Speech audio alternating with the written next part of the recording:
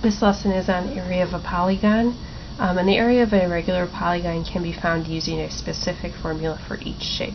So other than the trapezoid, we should know how to find the area of a square, a rectangle, a parallelogram, and a triangle. So down here, if you want, you can draw and label your own polygons, include base and height, if you want to. Okay, so we also are going to refer to polygons throughout this unit as composite shapes.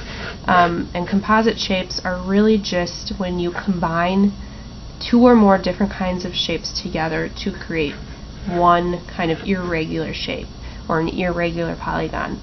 And we find the area by decomposing or breaking it apart into individual shapes that we know how to find the formula of. And then we add those parts together. So if you see here, if we want to find the area of this whole shape, what we're going to do is find the area of the triangle, the area of the other triangle, and the area of the rectangle. We're going to add them all together to get the total area of the polygon. So let's first find the area of triangle number 1. And we're going to use this top like the roof as triangle number 1.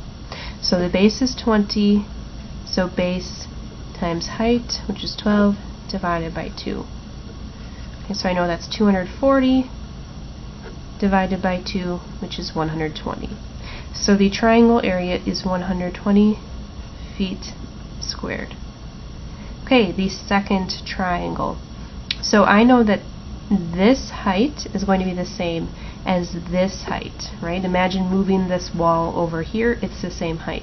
So our height is going to be 18, we just have to think about what our base is.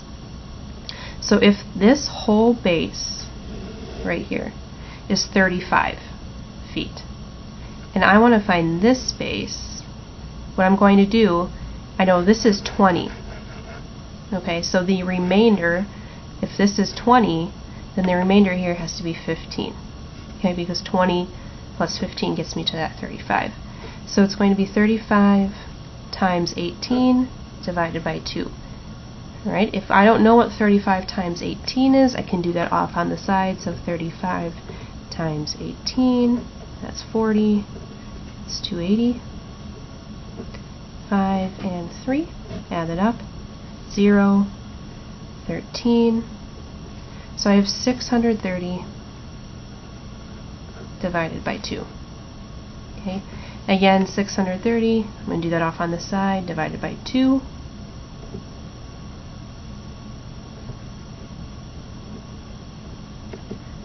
And that is 315. So the area of this triangle is going to be 315 feet squared. So I'm done with this, and I am done with that. So what is left is this rectangle. So it's base times height. I'm going to use 20 as the base, right? I'm not taking 35 of this whole thing. So 20 base times height, which is 18.